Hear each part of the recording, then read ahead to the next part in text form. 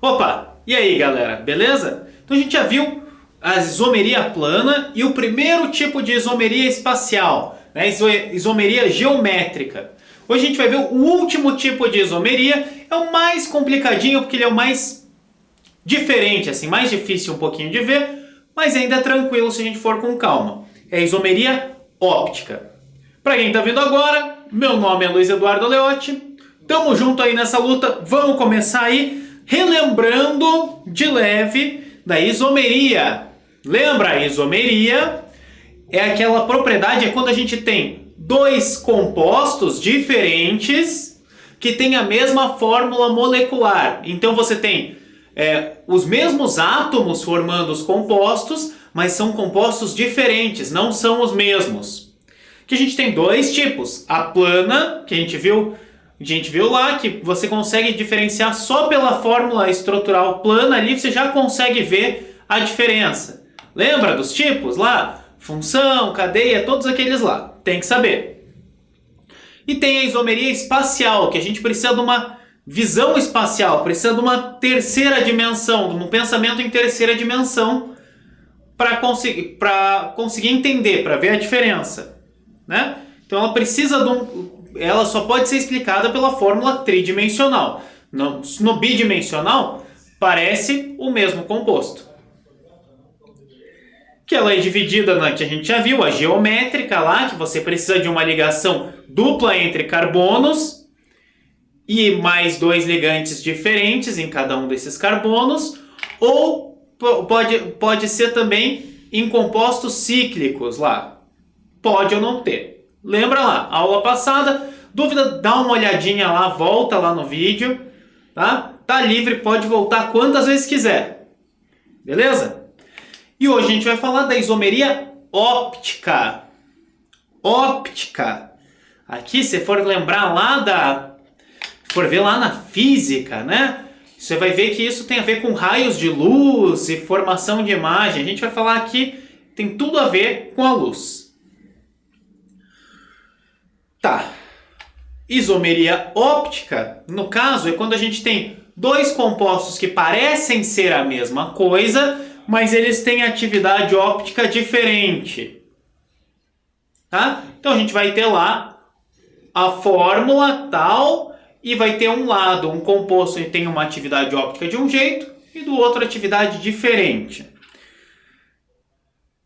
O que é essa atividade óptica? Aqui, ó, é o desvio da luz polarizada. Eles parecem ser a mesma coisa, mas um vai desviar a luz para a direita, o outro para a esquerda.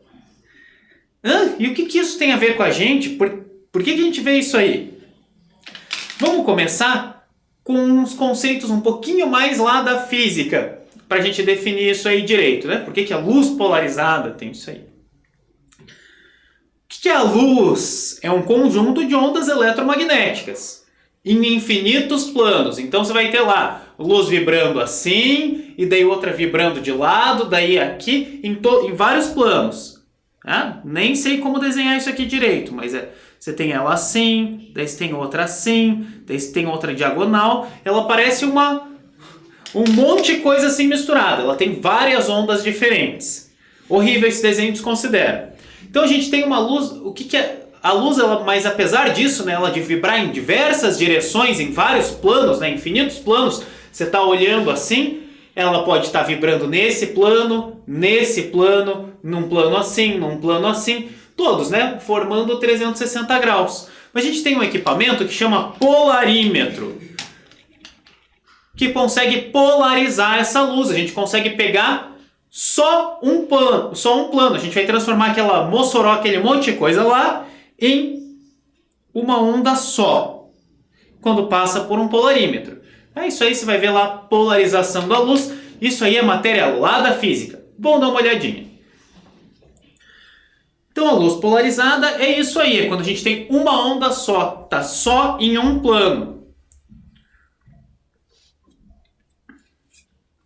E a gente vai considerar a atividade óptica quando essa luz, a atividade óptica de um composto químico, de uma substância química, quando essa luz bate na nossa substância e ela vai, essa luz nesse plano aqui, ela vai girar para a direita ou para a esquerda. Então ela bate no composto e na saída aqui, ao invés dela continuar no mesmo plano, ela vai fazer um plano para a direita, um plano para a esquerda. E esse ângulo pode ser diferente, depende da atividade. Tá? Então quando ela atravessa um composto, ou ela emerge no mesmo plano, se esse composto não tiver atividade óptica, ele não influenciar na luz. Então isso é atividade óptica, né? Óptica vem de luz, a atividade ali é que ele está modificando a luz de alguma forma. Então se a luz bate no composto e sai igual, não tem atividade óptica. Se bate e desvia para um lado ou para o outro, isso é o que a gente chama de atividade óptica, é o desvio da luz. Tá? Pode ser tanto para a direita quanto para a esquerda. Um composto que desvia a luz para a direita a gente vai chamar de destrógiro, ou positivo. Todas essas coisas aqui são as denominações para os compostos que desviam a luz para a direita. E se ele desviar para a esquerda, vai ser levógiro, L, ou negativo.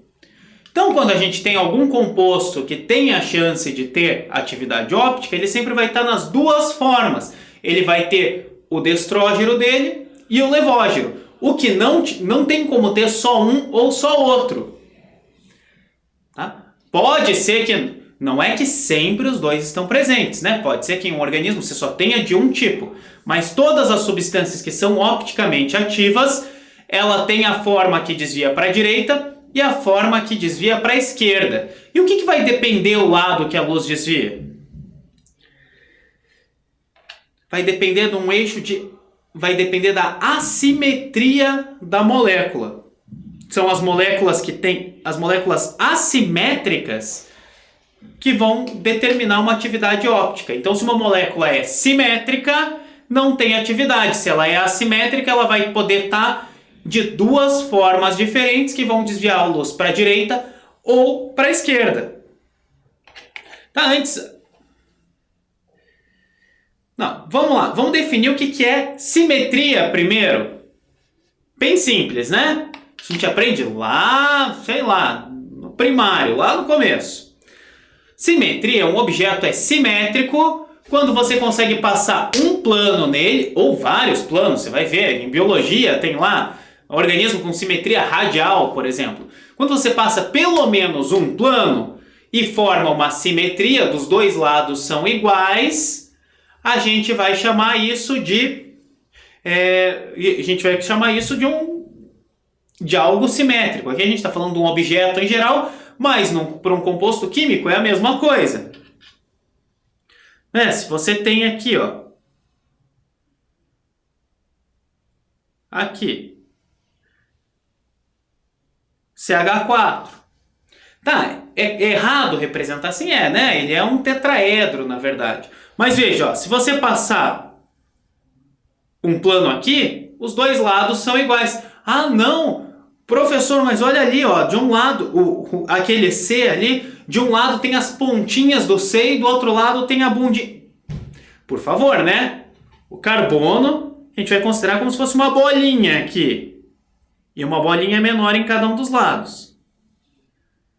Então, isso aí é um composto simétrico. Se eu passar uma linha aqui, eu estou dividindo em duas partes iguais. Mas veja que esse aqui tem um monte de simetria. Ó. Se eu passar aqui, ainda é simétrico. Se eu passar aqui, é simétrico. Aqui é simétrico. Vários eixos de simetria. Beleza? Outra coisa aqui, ó. Quando você tem um composto simétrico, se você corta ele, ou algo, qualquer coisa simétrica, né, você corta ele no meio e coloca num espelho, um espelho exatamente no plano de simetria, você vai olhar para o espelho e vai ver como se fosse o objeto inteiro. Tá? E isso funciona para objetos, funciona para substâncias químicas. Por exemplo, a gente pode ter, não precisa que tenha vários planos de simetria, mas a gente pode ter, por exemplo, esse cara aqui, ó, CH, H, e aqui tem BR, e aqui tem F.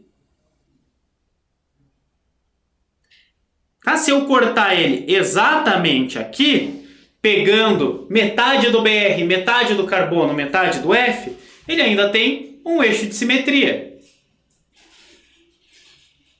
Se eu tiver 3 ligantes iguais, se eu tivesse aqui um H também, não ia fazer a menor diferença. Quando que ele não vai ter eixo de simetria? Quando ele tiver 4 ligantes diferentes nesse carbono.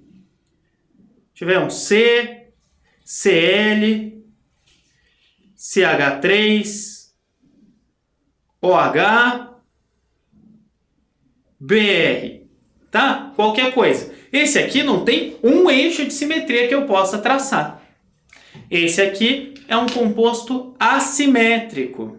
Então já adiantei um pouquinho mais aqui, que a gente já vai estar falando de quiralidade, que é o termo que a gente usa aqui na química para assimetria. Então a gente pode falar que um composto é assimétrico? Pode, mas em geral a gente vai estar falando de um composto quiral. Tá? Esse quiral vem do grego, que, se não me engano, significa mão. Que a ideia da assimetria é que quando você tem coisas assimétricas, você não consegue, né? Você olha, um outro jeito de definir é assim: você pega ali alguma coisa e coloca no espelho. Daí você olha no espelho e você consegue sobrepor as duas imagens certinho. Isso aí é porque tem algum eixo de simetria.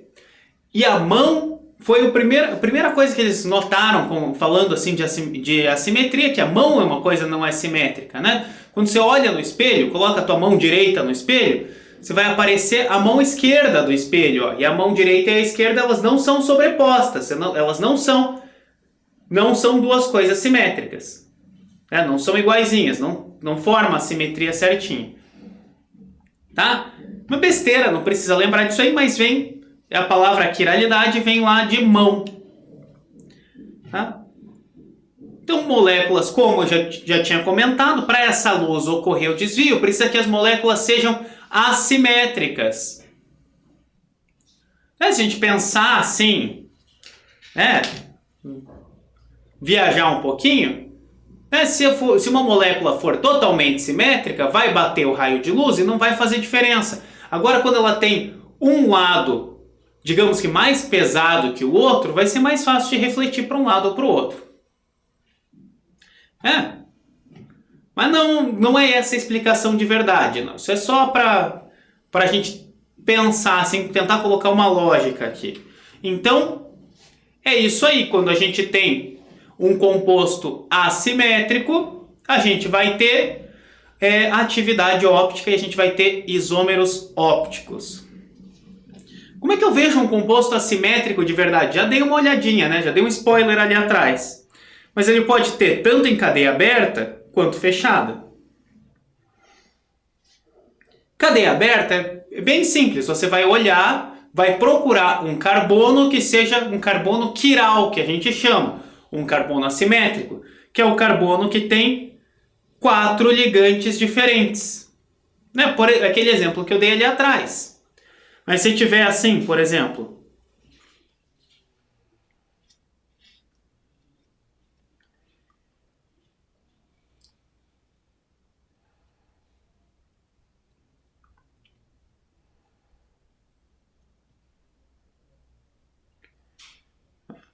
aqui, ó, composto simples. Quantos carbonos quirais eu tenho aí? Nenhum. Nenhum. Mas e se eu tiver, por exemplo, ó, em vez de um H, aqui um OH? Esse aqui não se torna um carbono quiral? Ó, para cima ele tem OH, para baixo ele tem H, para a direita ele tem CH3, isso está parecendo ligações duplas, e não é. E para a esquerda aqui ele tem C3, H3, 4, 5, 6, 7. C3H7. Isso aqui. Ah, ele tem carbono para os dois lados. Não, né? Não depende só do próximo ligante. A gente depende de tudo. Então, isso aqui da esquerda é diferente disso aqui da direita. Se eu tiver um OH nesse aqui, vai dar na mesma coisa, né? A gente normalmente... Você pode encontrar marcado com um asterisco, assim, numa fórmula, os carbonos que são quirais. E se eu colocar um OH aqui, esse do meio é quiral? Sim ou não? Não é, né, galera? Ó, para cá ele tem isso, para cá ele tem isso, que são compostos iguais. Ah, e se eu colocar o OH de um dos lados para baixo? Não faz diferença. Lembra que gira. Beleza? Então isso aí, quando a gente tiver carbono quiral, a gente vai ter isômeros ópticos. Tá? Isômeros ópticos a gente pode chamar também de enantiômeros ou enantiomorfos. Mesma coisa. Eles são a mesma molécula, aparentemente. Só que você vai ter alguns que vão desviar a luz para a direita e outros que vão desviar a luz para a esquerda. Quem desvia para a direita é destrógero, quem desvia para a esquerda é levógero, por mais que pareça ser exatamente a mesma coisa e tenha as mesmas propriedades físicas e químicas normalmente. Então, para que a gente estuda se tem a mesma propriedade física e química? Porque não são iguais. É bem comum que eles tenham propriedades biológicas diferentes. Tipo, os aminoácidos do nosso corpo são praticamente todos levógeros. Não todos, porque tem uns que não tem assimetria. Você vai ver, ácido lático que produz no nosso músculo é uma coisa, ácido lático do leite azedo é outro. Ou o mais comum de todos, que provavelmente se for estudar, você vai encontrar alguma questão de algum vestibular que é falando da tal da talidomida. Já ouviu falar da talidomida? Extremamente famoso. Foi um remédio, era uma substância química vendida como remédio, anos atrás, em que o composto ali, a talidomida, era um remédio para enjoo da gravidez, né? Diminuía o enjoo da gravidez. E parecia funcionar muito bem. Só que a talidomida era assimétrica. E o composto era uma mistura racêmica, que a gente já vai ver, eu já me adiantei um pouco. Era uma mistura racêmica, né? Porque era produzido em laboratório, a gente não consegue separar direito em laboratório o D e o L. Então, quando produz, você vai produzir os que desviam a luz para a direita e os que desviam para a esquerda. E um deles só tinha essa função de evitar os enjoos e funcionava bem. O outro era um teratogênico poderoso. O que é teratogênico? Terato vem de tipo deformação, anomalia. Então, enquanto um dos dois enantiômeros da talidomida funcionava como remédio e evitava enjoo, o outro acabava afetando o feto. Era para grávidas, né? Eram mulheres grávidas que tomavam. Isso acabava afetando o feto ali dentro e que gerou, nasceu uma geração bem grande, né? Muitas crianças com defeitos genéticos, assim, que foram causados pela talidomida, conhecido como os filhos da talidomida ou algo desse tipo. Obviamente o remédio foi proibido e deu um monte de problema, e hoje em dia ele é questão de vestibular. Tá? Bem comum lembrar isso aí. Então, por mais que eles tenham mesmo ponto de fusão praticamente o mesmo, de ebulição também, densidade, funções químicas, tudo meio bem parecido, a atividade biológica desses compostos pode ser bem diferente. Então é bem importante cuidar com isso aí. Tá? Então a gente vai ter lá, esses são os enantiômeros, eles vão ser, a gente só vai chamar o enantiômero D, o enantiômero L. Beleza? O que desvia para a direita e o que desvia para a esquerda. Aqui, ó, o que eu já tinha me adiantado. Se a gente produz em laboratório, a gente normalmente vai produzir uma mistura dos dois. Se essa mistura tiver a mesma quantidade de compostos que desviam para um lado e para o outro, a gente chama isso de mistura racêmica. E o que é a mistura racêmica? É a que não desvia a luz. Por quê? Bom, eu tenho um monte de D que desvia a luz 45 graus para a direita. E um monte de L que desvia a luz 45 graus para a esquerda. Veja, né? Dois compostos que são iguais, eles só são espelhados entre si, eles sempre vão desviar a luz com o mesmo ângulo. Um ângulo para a direita e o outro para a esquerda. Então, se eu tenho lá 1000 compostos desviando a luz para a direita, 45 graus, e 1000 desviando 45 graus para a esquerda, vai acontecer assim. Desviando para a direita para a esquerda, direita para a esquerda, direita para a esquerda, cancela e no fim é como se não desviasse.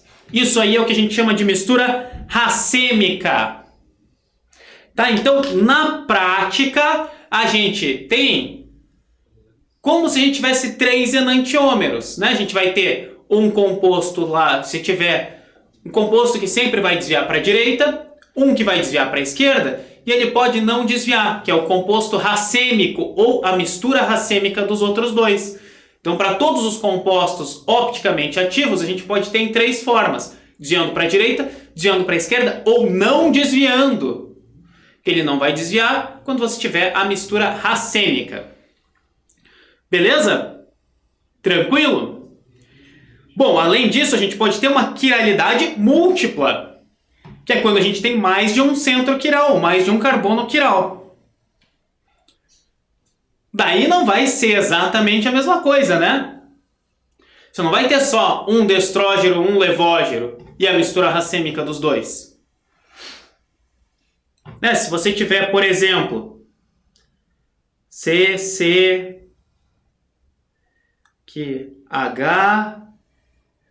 HOH, BR.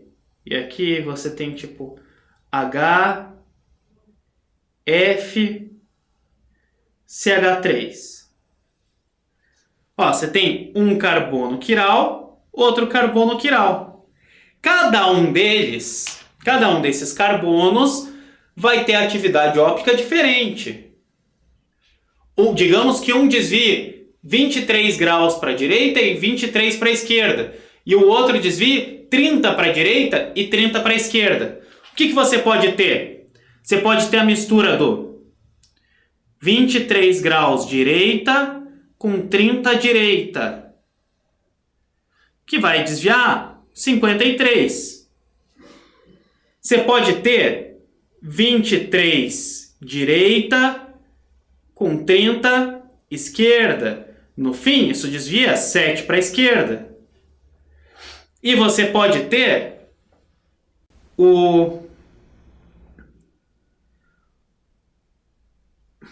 a mesma coisa com os dois ali para a esquerda, né?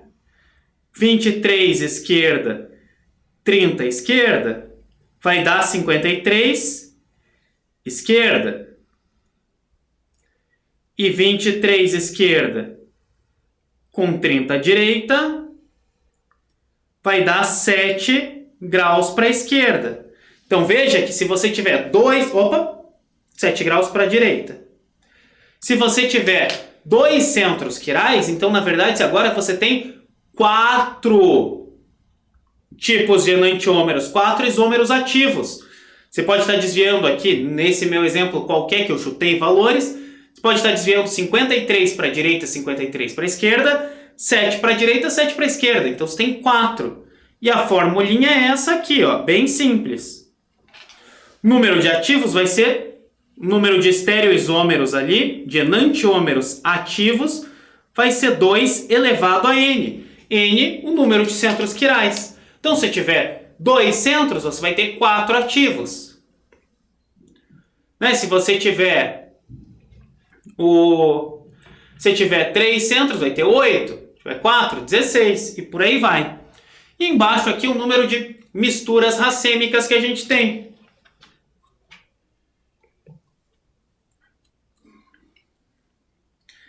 Que é sempre a metade desses aí. Beleza? Como assim o número de misturas racêmicas? Você me pergunta. Sim, não vamos passar reto. Então vamos lá. Como se a gente tivesse isso aqui.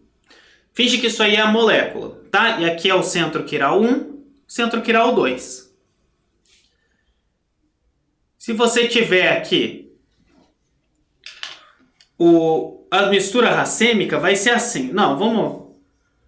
Você tem aqui o direito esse aqui, destrógero, tá? Destrógero para esse aqui. Então vai ser uma mistura racêmica quando você pode ter destrógero de um com levógero do outro, né? Vai ter cruzado.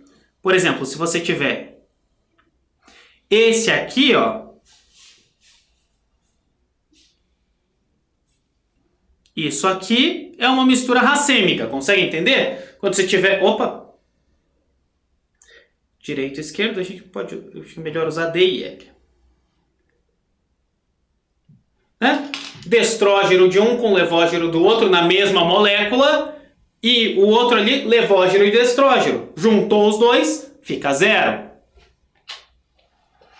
E se a gente tiver, ó, uma molécula totalmente destrógera com uma totalmente levógera. Isso aqui também vai juntar os dois e vai dar 0 no desvio. Então esses são os números de racêmicos, de misturas racêmicas. Beleza? Tranquilinho? Tá? Então a gente tem aqui, quando a gente tiver mais de um centro quiral, a gente pode ter os diastereoisômeros. A gente vai considerar 2 enantiômeros quando a gente tem duas moléculas espelhadas. Então a gente tem lá o D e o L, uma molécula que só tem um quiral D e L. Isso aí é um enantiômero, né? Tem o D e tem o L. Que tem 2 quirais, você vai ter tipo a DD com LL ou DL com DL. São os espelhados, são enantiômeros, são os racêmicos ali. Caso não tenha, quando eles vão ser diastereoisômeros, quando eles não forem enantiômeros ou enantiomorfos. Vão ser aqueles outros casos ali, né? Vai ter, diastereoisômeros são os que têm atividade óptica diferente, mas não são opostos entre si. A gente tem aqui, ó, número de estereoisômeros ativos, são 2 a N, mas só alguns entre eles são enantiômeros. Só os que forem espelhados, os outros a gente chama de diastereoisômeros. Beleza? E obviamente, caso a gente tenha carbonos assimétricos, mas sejam iguais entre si, não vai valer aquilo ali de 2 elevado a N, né? Vai ser diferente. Se tiver, por exemplo, isso aqui, CC, H, OH e BR. Aqui, OH, H e BR. Veja que ele tem um eixo de simetria aqui, apesar de cada um deles serem assimétricos. Então não vai ser a mesma coisa ali, não vale aquele 2 elevado a N, tá? Porque cada um desses carbonos vai ter o mesmo desvio. Né? Por exemplo, se tiver se um estiver desviando para a direita e o outro para a esquerda, é a mesma coisa de cima desviando para a esquerda e o outro para a direita. Então não vai valer aquilo ali, né? Isso aqui, ó, com os centros aqui. Aqui D e aqui L é a mesma coisa que o L com o D. Né? Porque os dois centros são iguais, é só a gente girar ali a molécula. Tá? Então, essas 2 elevado a N e 2 elevado a N sobre 2 valem para centros quirais diferentes. Beleza? E se for cíclico o composto? Eu falei que poderia ser, não falei? Aí a gente vai ter que percorrer o ciclo nos dois sentidos e ver o que dá. Por exemplo, se a gente tiver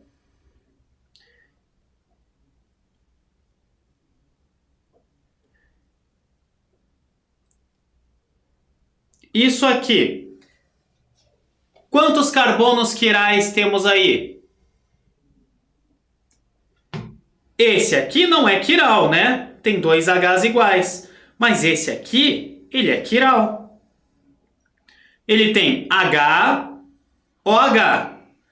Percorrendo nesse sentido aqui, ele tem ligado a ele OCH2. Percorrendo nesse sentido aqui, ele tem CH2O. Então ele tem quiralidade. Ele é assimétrico.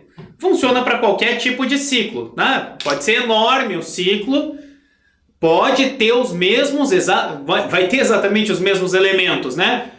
Mas, se você não tiver lá C, tudo igual, ele vai ser quiral. Ou se você tiver só um oxigênio no canto oposto, né? Por exemplo, vamos pegar um com 4 aqui.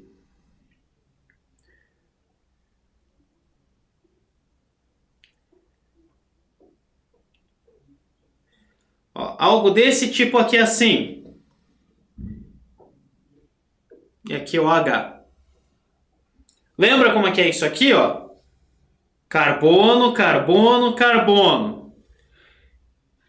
Esse carbono aqui e esse aqui não podem ser quirais, porque eles têm dois hidrogênios ligados. Agora vamos ver esse aqui. Ele vai ter um H aqui e um OH. Percorrendo aqui, ele tem o quê? CH2, OCH2. E no sentido contrário, CH2, OCH2. Esse não é quiral. Beleza?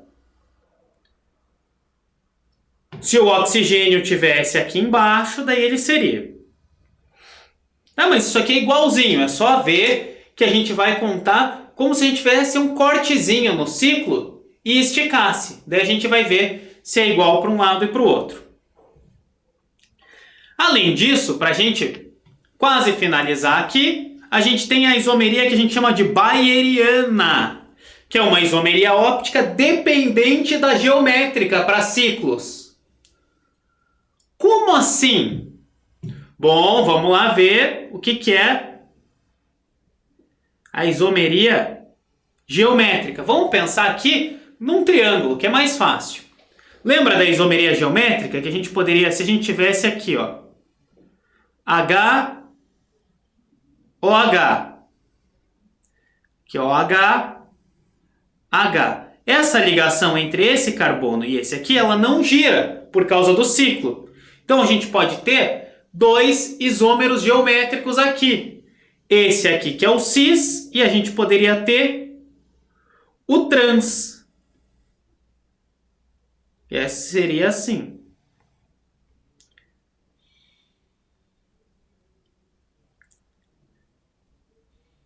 Muito cuidado aqui.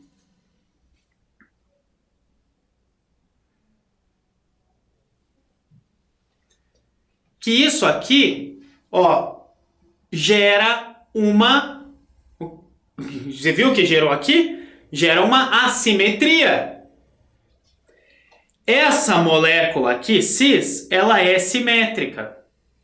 Mas essa aqui, ó, gerou uma assimetria. Você vai ter sempre OHs, os OH, um para um lado, outro para o outro. OH, um para um lado, outro para o outro. Isso é um eixo de assimetria. Tá? Isso aqui vai gerar atividade óptica. É uma isomeria bayeriana. Tá? Vai gerar atividade óptica, sim. Então, a gente vai, no fim das contas, a gente vai ter aqui 3 tipos de composto. O composto cis, que é inativo. Pode ter uma mistura racêmica dos trans, que vai ser inativa no fim das contas, né? Vai voltar ao normal. E você pode ter um translevógeno, que desvia para a esquerda, e um transdestrógeno, desviando para a direita. Beleza? Não fundiu o cérebro aí, né? Eu sei que é meio estranho isso aqui, né? Mas tá acompanhando. Só para a gente terminar, aqui tem as fórmulas de projeção. Quando a gente representa a geometria, né, ou representa geometricamente uma coisa, você vai lá, lembra lá da aula de geometria que você tem quatro ligantes, você vai fazer tipo um tetraedro, vai ficar tetraédrica espacial. Vai ser algo desse tipo assim. E quando eles representavam geometricamente o composto, eles viam que eles eram espelhados. Você ia ter um com uma base para cá e o outro, né, seria o D assim e o L para o outro lado. Daí alguém teve a excelente ideia de fazer uma convenção com as fórmulas de projeção, que a gente convenciona representar a fórmula na vertical e cuidar com a posição dos ligantes para a direita e para a esquerda como coisas diferentes. Se forem lembrar, eu falei disso quando eu representei lá a glicose, por exemplo. Lembra da glicose? Que a gente estava vendo lá, aqui os que tinham fórmula mista, aliás, função mista, da glicose era isso aqui.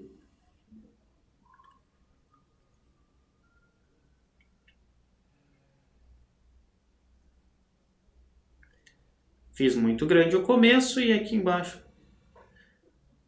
Isso aqui é a glicose. Tá vendo que tem... Opa! Faltou representar os outros hidrogênios.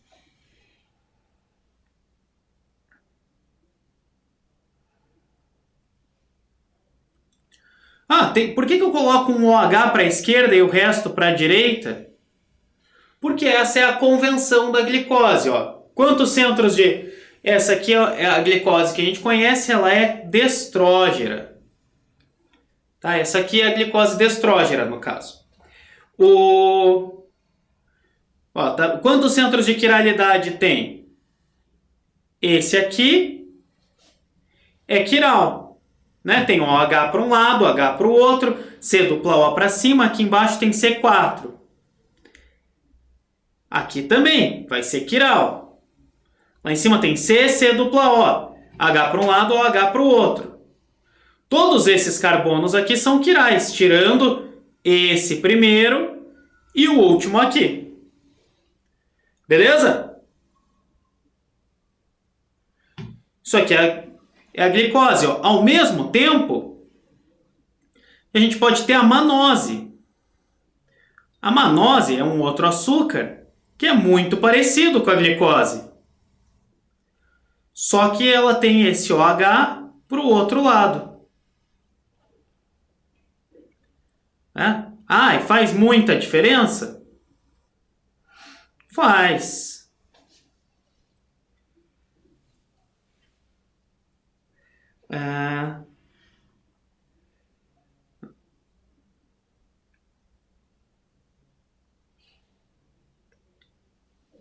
É isso aí.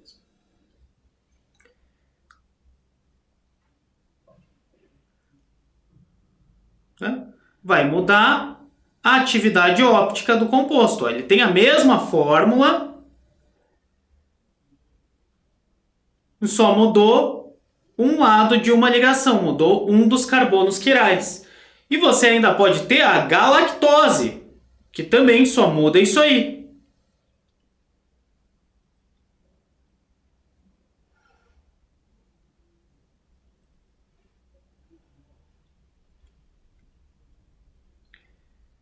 Que é isso, seria esse aqui.